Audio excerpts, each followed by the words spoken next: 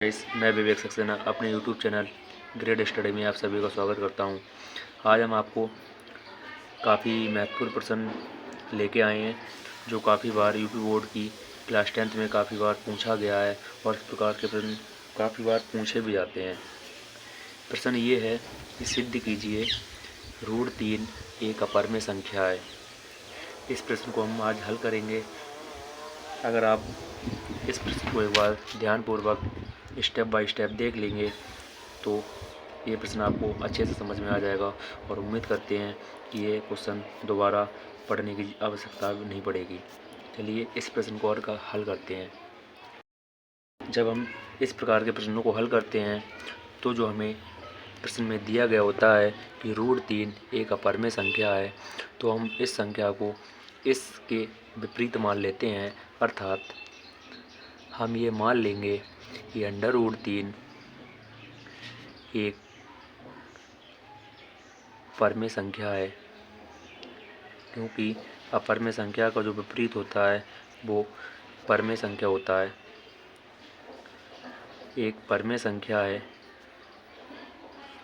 ये हमने मान लिया। जब √3 एक परिमेय संख्या होगी तो हम जानते हैं परिमेय संख्या क्या होती है, जो P/Q के रूप में लिखी हो और जिसमें Q का मान 0 ना हो। तो √3 बराबर होगा P/Q के, जहाँ P तथा Q पूर्णांक हैं, इनमें कोई भी उभयनिष्ठ नहीं है। हम √3 को Q के स्थान पर क्रॉस मल्टीप्लाई करके रिप्लेस कर देंगे तथा Q को √3 के स्थान पर रिप्लेस कर देंगे। अब हम जो प्राप्त होगा वो प्राप्त होगा Q बराबर P/√3। अब हम दोनों ओर वर्ग करने पर, वर्ग इसलिए करेंगे क्योंकि √3 को हटाने के लिए हमें दोनों ओर वर्ग करना पड़ेगा। जब हम दोनों ओर वर्ग करेंगे तो ये हमें Q² बराबर P²/√3 का वर्ग 3 होता है प्राप्त होगा, जैसे हम समीकरण 1 दे देंगे। चूँकि हम जानते हैं यदि यहाँ P के स्थान पर कोई संख्या होती तो वह 3 से विभाजित होगी, अर्थात P² भी 3 से विभाज्य होगा। जब P² 3 से विभाज्य है तो P भी, यदि P² 3 से विभाज्य है तो P भी 3 से विभाज्य होगा। 3 से विभाज्य होगा। P² 3 से विभाजित है। अब हम समीकरण 1 में P के स्थान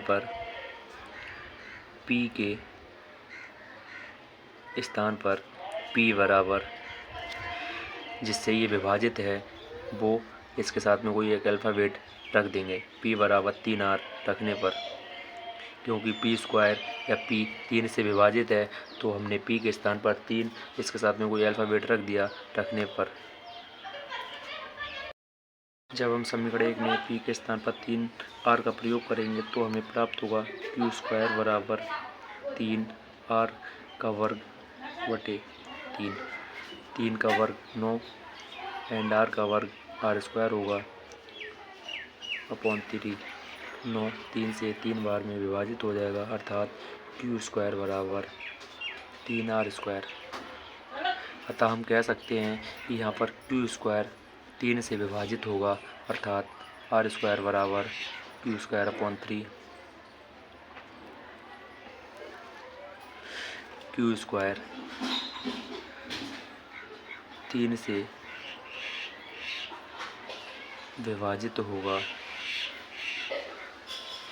जब Q² 3 से विभाजित है तो Q भी 3 से विभाजित होगा,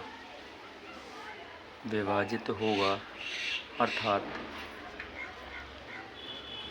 होगा। हम ये कह सकते हैं कि P व Q दोनों 3 से विभाजित हैं। 3 से विभाजित हैं अर्थात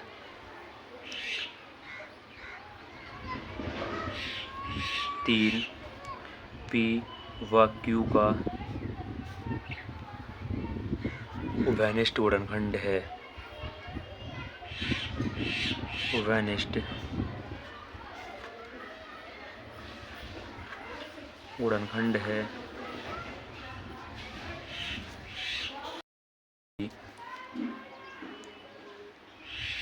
हमारी परिकल्पना के विपरीत है। कल्पना के विपरीत है।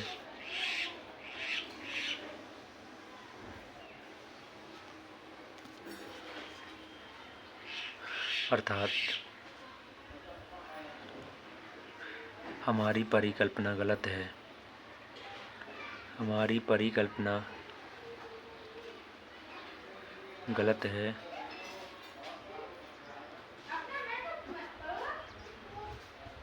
अतः हम कह सकते हैं कि √3 एक अपरिमेय संख्या होगी। अपरिमेय संख्या होगी।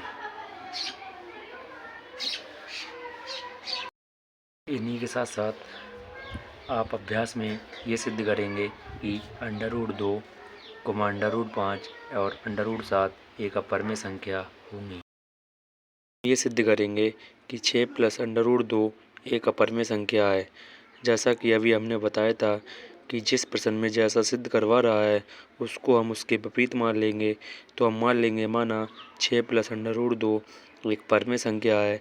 जब ये परिमेय संख्या होगी तो 6 + √2 a/b के बराबर होगी। यहाँ a तथा b पूर्णांक हैं। अब 6 + √2 बराबर a/b को पुनर्व्यवस्थित करने पर हमें प्राप्त होगा √2 बराबर a/b - 6। जैसा कि हम जानते हैं कि 6 एक परिमेय संख्या है और a/b भी एक परिमेय संख्या है, क्योंकि अभी हमने बताया था जो यहाँ b का मान 0 ना हो वह परिमेय संख्या होती है। और हम ये भी जानते हैं कि √2 एक अपरिमेय संख्या है। अर्थात अपरिमेय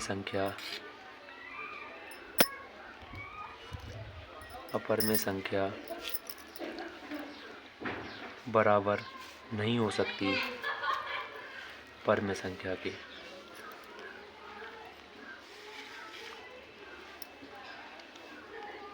अर्थात हम ये कह सकते हैं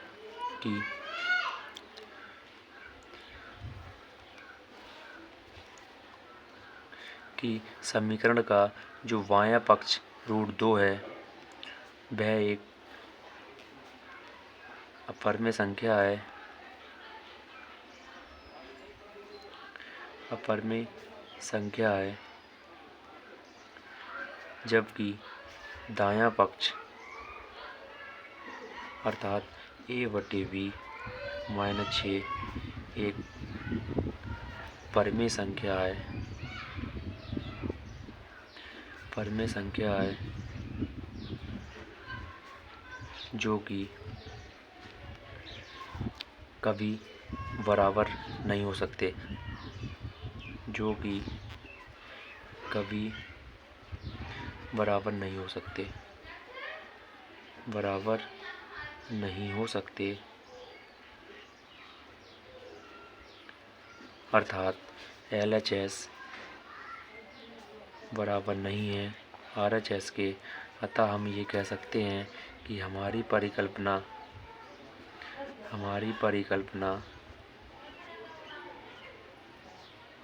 गलत है। अर्थात 6 + √2 एक अपरिमेय संख्या होगी। एक अपरिमेय संख्या होगी। इन्हीं के साथ साथ हम आपको कुछ अतिरिक्त प्रश्न अभ्यास के लिए दे रहे हैं जिन्हें आपको स्वयं हल करना है। ये है कि सिद्ध कीजिए निम्न संख्याएं अपरिमेय हैं, जिसमें पहला क्वेश्चन है 5 - √3, दूसरा 5 + √2, एंड तीसरा 7 रूट 5, जिन्हें आपको स्वयं हल करना है। उम्मीद करते हैं आपको समझ में आ गए होंगे। धन्यवाद।